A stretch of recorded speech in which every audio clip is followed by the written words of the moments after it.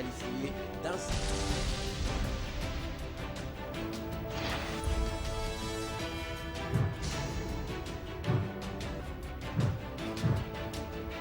Le choix de cette catégorie de personnes se justifie par les taux élevés. Le gouverneur de la ville de Kinshasa a présenté les prévisions budgétaires de son gouvernement. Dans cette balade des journaux par la prospérité qui mentionne à son ventre. Le chef de l'État s'est félicité d'avoir nommé 30% des femmes parmi les commissaires spéciaux.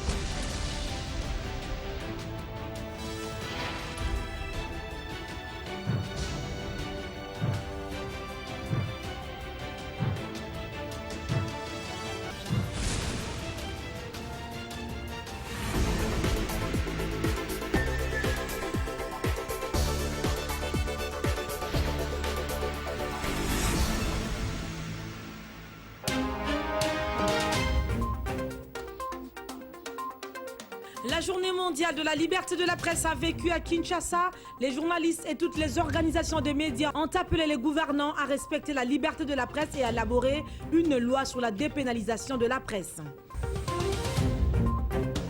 Une école publique à Kisenso est sous les eaux. L'Institut Ngolo Zambaputa est en voie de disparition. Les responsables de cet établissement appellent l'État à prendre ses responsabilités pour permettre aux élèves d'étudier dans de bonnes conditions. Et enfin, deux factions de la milice Kamina Nsapu et contre les éléments des forces de défense congolaises au Kasaï, la MONUSCO poursuit ses activités de restauration de paix. À suivre dans ce journal, le point de presse de la MONUSCO. Les détails, c'est tout à l'heure avec Julie Melia Malunda Maboboa.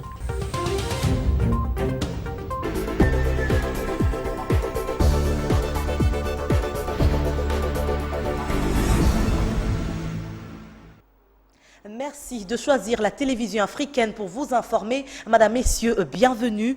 Seule l'indépendance, la force de caractère, l'objectivité, le discernement des journalistes et des médias permettront de surmonter les terribles que menace le monde nouveau fait peser sur la liberté d'information aux quatre coins du globe. C'est par ces mots que Irina Bokova, directrice générale de l'UNESCO, à l'occasion de la Journée mondiale de la liberté de la presse. Cette journée a vécu à Kinshasa. L'UNPC et d'autres organisations des médias étaient à la Maison de la Presse pour célébrer cette journée mondiale. Des différents messages sur la liberté de la presse ont été lancés, compte rendu signé Laurette Mandalaki, Solokele et Claude Zimongo. Sous le thème des esprits critiques pour des temps critiques, le rôle des médias pour la promotion des sociétés justes, pacifiques et inclusifs, les journalistes congolais étaient nombreux à la Maison de la Presse pour célébrer cette journée mondiale dédiée à la presse. Une occasion pour toutes les organisations professionnelles des médias regroupées au sein de la dynamique du 27 mai d'exhorter les journalistes de faire preuve de professionnalisme par le respect strict de codes d'éthique, de déontologie ainsi que de la charte de responsabilité. Le représentant de l'UNESCO en RDC, Abdourahmane Diallo, est revenu sur le discours de cette organisation des Nations Unies qui condamne le meurtre de 102 journalistes à travers le monde. L'enjeu est clair.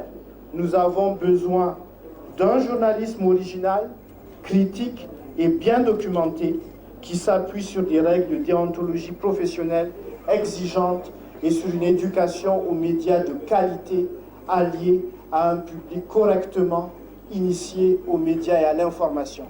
L'UNESCO joue dans ce domaine un rôle moteur à travers le monde, à commencer par son engagement en faveur de la sécurité des journalistes. Le meurtre reste trop souvent la forme la plus tragique de censure. Le président de l'UNPC, Kasonga Chilunde, a appelé le gouvernement à élaborer un projet de loi sur la dépénalisation de délits de presse. Il faut dire que l'information doit être accessible à tous, sans restriction.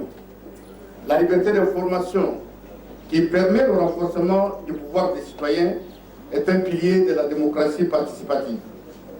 D'où il faut encourager les médias, en tant qu'acteurs importants dans la promotion des sociétés inclusives, à nouer des solutions sous le dialogue et à refléter la diversité d'opinions.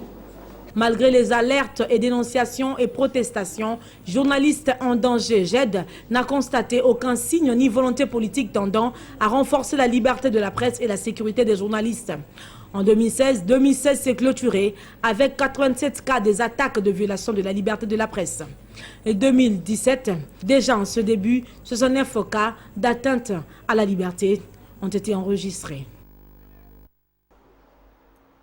Restons à la journée mondiale de la presse. Le journaliste congolais fait face à la crise politique que traverse la République démocratique du Congo. Il est appelé à respecter l'éthique et déontologie qui régit ce métier. Les responsables des médias et responsables des organisations de presse ont interpellé les gouvernants à respecter leurs engagements vis-à-vis de la presse en République démocratique du Congo. Détail signé Laurette Moukansia et Claude Zimongo. À la fin de cette cérémonie, les journalistes de différents médias ont livré leurs impressions en rapport avec la journée mondiale de la liberté de la presse. Mimi Ngumba Moulongo, président des journalistes en action, propose à ce que cette journée soit une interpellation pour les gouvernants à respecter leur engagement et à la presse de respecter les droits des autres. Une occasion également pour le journaliste congolais de réfléchir sur son travail au quotidien, de son engagement non seulement à informer, mais aussi à respecter les droits et les devoirs d'autres personnes, mais aussi la charte sur l'éthique et la déontologie de son métier. Mais je crois que c'est une occasion pour nous journalistes d'interpeller nos autorités sur leur engagement à respecter la liberté de la presse, surtout que c'est reconnu dans la constitution congolaise. Willy Kalenga est directeur général de Amen TV et éditeur des Géopolis, pense que cette liberté n'est pas vécue dans notre société à cause de l'absence du droit d'accès à l'information. Notre société se déstructure. C'est une société qui est contre la liberté parce que la gouvernance installée au niveau des hommes, au niveau des structures, au niveau de l'État, il nous manque une chose essentielle pour que cette liberté soit une forte liberté, c'est que c'est le droit d'accès à l'information. Tant que cette loi-là, tant qu'il n'y a pas une obligation pour imposer aux structures qui gèrent les fonds publics de donner l'information, cette liberté sera toujours un combat. Le président de l'UNPC Kinshasa, Jean-Marie Kassamba, a mis un accent sur la rémunération des journalistes. La presse à Kinshasa aujourd'hui n'a pas envie à d'autres presses dans beaucoup de pays. Mais la presse à Kinshasa doit se professionnaliser et nous sommes là pour aider les journalistes à se professionnaliser. Et nous avons commencé la campagne auprès des rédactions pour que chaque journaliste de Kinshasa ait sa carte de presse. Nous avons demandé à ce que les contrats de travail en cette année 2017 soient aussi à l'ordre du jour. Parce que les journalistes ne peuvent pas à la fin de chaque mois chercher toujours à savoir comment il va vivre. Les coupages, ça avilit les journalistes. Le président de l'UNPC national, Kassonga Chinounde, a déploré les conditions dans lesquelles travaille le journaliste congolais. Et donc, j'appelle encore ici à mes collègues patrons de presse de penser à la sécurité des journalistes, à la stabilité des journalistes, et nous allons y travailler ensemble. Mais il faut aussi aux journalistes de travailler, d'être présents sur le lieu de travail, de faire des reportages, d'éviter de faire ce qu'on appelle le chantage. Hein, ce n'est pas bien parce que ça nous fragilise et parfois ça nous conduit jusqu'en prison. Voilà.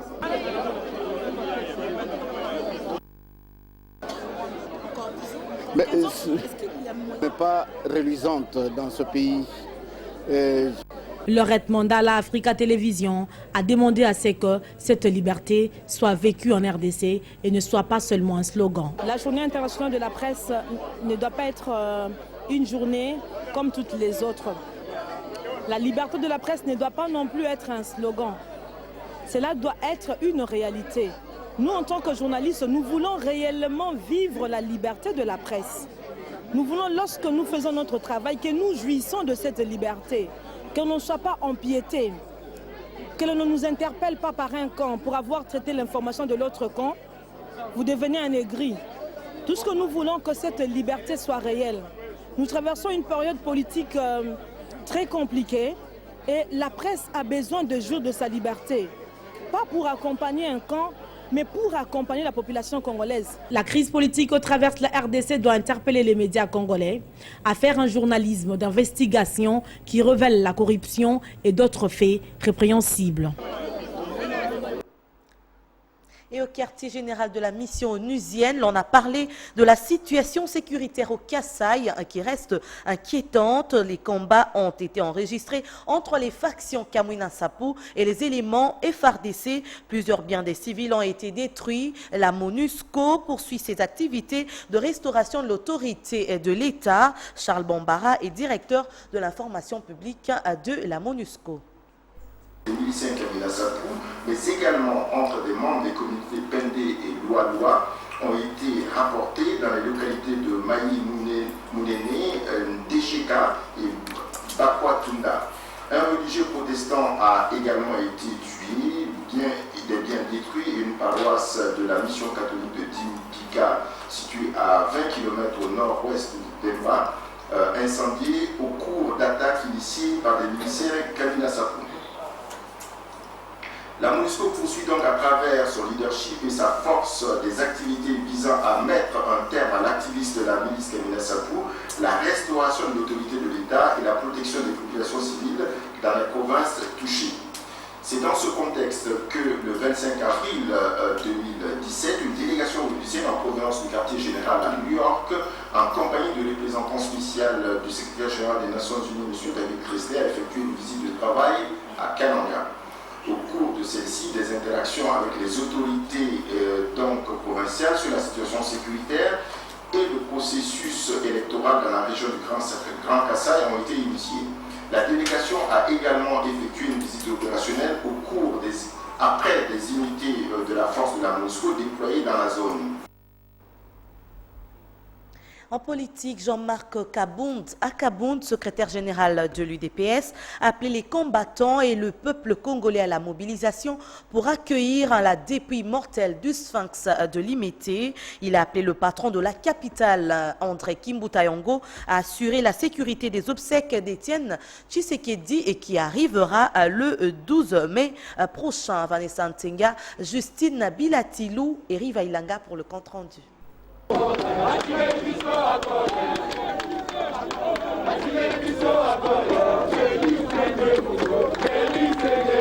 Plus de doute, le corps du sphinx de Limete, Étienne Tshisekedi, sera rapatrié le 12 mai prochain.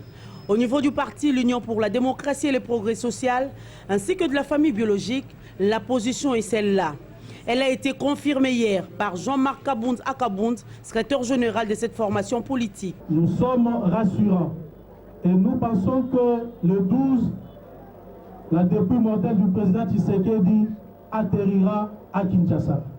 Et pour ce fait, nous demandons aux Kinoises et Kinois de se préparer en conséquence. Et je demande que l'opération Rameau et Banderole pour l'accueil de la dépouille du président Tshisekedi soit relancée. Les responsables du parti ont confirmé avoir saisi l'hôtel des villes par une correspondance dont l'accusé de réception qui date du 2 mai 2017 a été brandi. Pour que personne n'en ignore, informés, les combattants sont appelés à en faire large diffusion à la base pour un accueil à la hauteur de l'illustre disparu. Outre le retour du corps, il y a son exposition au Palais du Peuple et l'inhumation au siège de l'UDPS. Mais aussi un appel lancé à l'endroit de l'autorité urbaine pour qu'elles soient prises toutes les dispositions utiles, notamment sécuritaires. Dans l'actualité également, l'annonce du prochain conclave du Rassemblement, la présence de Moïse Katumbi lors de la réunion des sages du Rassemblement, le rapatriement de la dépouille du président de l'UDPS, Étienne Tshisekedi. Tous ces points ont constitué les sujets dans l'échange qu'a eu Jean-Claude Nwemba, président du MPCR, avec la presse ce mercredi en sa résidence de Kintambo. Plus de détails avec Thierry Bongo et Regina Bapilé. La presse a tout. Le Rassemblement uni autour de son leader, Félix Antoine Tshisekedi, projette la tenue d'un conclave dans les tout prochains jours. Jean-Claude Nwemba, en confirmant la tenue de cette rencontre devant fixer les actions à venir de la méga-plateforme, a tenu à éteindre toutes les polémiques sur la présence de Moïse Katumbi à la réunion du comité des sages du Rassemblement. Comme vous le savez, le président du Rassemblement peut inviter n'importe quel membre, d'honneur ou simple militant du Rassemblement. Le président Moïse Katumbi est quand même l'autorité morale des G7. Il est quand même l'autorité morale de l'alternance de la République. N'empêche, il a aussi beaucoup de partis politiques, que ce soit dans l'opposition, que ce soit dans la majorité, qui sont derrière lui. Et cela était tout à fait normal en tant que grande personnalité du rassemblement et surtout cofondateur de l'initiative de Genval avec le président Etienne Tshisekedi Wambulumba. Le rassemblement soutient le rapatriement de la dépouille du sphinx Tshisekedi et demande à la population d'observer le deuil. Ce qui concerne, je lance un appel à toutes les Congolaises et les Congolais à partir de ce jour de mettre le rameau, le feuille, le mandala dans leur véhicule devant chez eux pour déjà annoncer l'arrivée du père de la démocratie congolaise, Etienne Tshisekedi. Jean-Claude Vwemba crie au scandale quant au décaissement de millions de dollars pour une opération de lobbying. Le lobbying de M. Moïse Katumbi, s'il y en a, mais c'est de l'argent privé. Mais le lobbying du gouvernement, ils ont sorti 5 millions de dollars. Dans quelle trésorerie que ces 5 millions de dollars sont sortis? Où est la sortie de bons de sortie qu'a pu avoir le gouvernement congolais pour le faire partir? Le problème, c'est une question de moralité. L'avenir s'annonce tumultueux dans la capitale. Les dates des bras de fer sont connues et commencent dès ce 12 mai avec les obsèques du président de l'UDPS. Dans un tête-à-tête avec la jeunesse estudiantine, Martin Fayulu, président de l'ECID, a eu au cours d'une matinée d'information résumé le développement de la République démocratique du Congo dans ses différentes valeurs, missions et visions, et a échangé également avec les jeunes sur la situation politique de leurs détails. Signé Nadine Mayombembilo et Riva Ilanga. Il a convoqué toute la jeunesse de différentes universités de Kinshasa pour échanger sur la situation politique des leurs. Martin Fayulu, président de l'engagement pour la citoyenneté et le développement, a d'abord focalisé son attention sur la prise de conscience des étudiants congolais afin d'assurer la relève de la jeunesse congolaise. L'ECID résume les différents développements de la RDC dans ses différentes valeurs, missions et visions. Là, nous avons parlé donc de notre vision, de la mission qu'on se donne pour les Congos et de nos valeurs, les valeurs qui fondent notre action, les valeurs qui font faire que les Congolais abandonnent les antivaleurs. Après avoir écouté les doléances de la jeunesse, cet opposant radical a rassuré la jeunesse d'améliorer les quotidiens des Congolais une fois au pouvoir. C'est dire aux Congolais qu'il y a une chance pour ce pays. C'est dire aux Congolais qu'il y a des Congolaises et Congolais valables qui pensent au pays, qui demain, s'ils sont à la tête de ces pays, les choses vont changer. On n'aura plus ces antivaleurs. Ils ont, un programme. Et nous avons promis que dans les mois à venir, nous allons commencer à décliner ces programmes. Quels sont nos engagements vis-à-vis de la population congolaise? Nous avons dit que notre programme est basé sur la trilogie État des droits, création et partage des richesses et développement humain. Comment faire pour que demain, les Congolais aussi soient comme les Américains? Tout le monde a pensé que le Congo était les États-Unis d'Afrique. La jeunesse qui a écouté religieusement le président de l'ECID s'est dite convaincue du programme de l'ECID et promet d'apporter leur soutien en cas de nécessité. Martin Fayulu Madidi a encore une fois de plus réitéré son appartenance au rassemblement dirigé par Félix Tshisekedi et Pierre Lumbi et rejette le gouvernement Tshibala qui a violé l'accord de la Saint-Sylvestre. Et puis, en société, cri de détresse des enseignants et élèves de l'Institut Ngolo Zamba Mbuta dans la commune de Kinsenso. Cette grande école qui compte presque 30 ans d'existence et qui faisait autrefois la fierté des Saint-Sauriens présente le visage d'un enfant pauvre, inondé et dans les eaux de pluie faute d'entretien. C'est un reportage signé Dorcas Aligo et Glody Letétois. Patrimoine de l'État congolais, l'Institut Ngolo Zamba Mbuta de Kinsenso ressemble désormais à un champ de riz. Dépourvu de tôle et des portes, cette école officielle qui comptait à l'époque 2000 élèves a aujourd'hui que 250 élèves. Parmi les raisons du délabrement de cette école, qui faisait autrefois la fierté de cette commune, les canalisations qui sont bouchées pendant plusieurs années, révèle Noël Massois, responsable de cette école. C'est un problème qui est lié surtout à l'eau qui stagne dans toute la sphère, parce que les voisins ont pratiquement bouché toutes les canalisations d'eau. Alors c'est bien que l'eau de la pluie qui vient des autres avenues ne peut pas facilement passer. Il estime en outre que le problème de cette institution dépasse la responsabilité des enseignants et des préfets. Quand il pleut, les enfants se libèrent. Non, mais ça c'est une école, c'est un patrimoine de l'État. C'est un patrimoine du gouvernement congolais. Nous avons demandé au gouvernement congolais de pouvoir s'impliquer pour que une solution soit trouvée. Parce que ces problèmes font manquer aussi. Il y a des parents qui ne veulent pas inscrire leurs enfants parce qu'ils trouvent que les enfants ne sont pas dans de bonnes conditions hygiéniques. Professeur de français dans cet établissement depuis plus de 27 ans, Ibrahim Boma accuse les constructions anarchiques d'être à la base des inondations. Et l'eau qui stagne dans toute cette sphère a même affaissé la terre. Les parents, pour des raisons d'hygiène, refusent même d'inscrire leurs enfants dans cet établissement scolaire. C'est pourquoi les responsables de l'école, Ngolo Zambambuta, en appellent au secours du gouvernement tant provincial que national.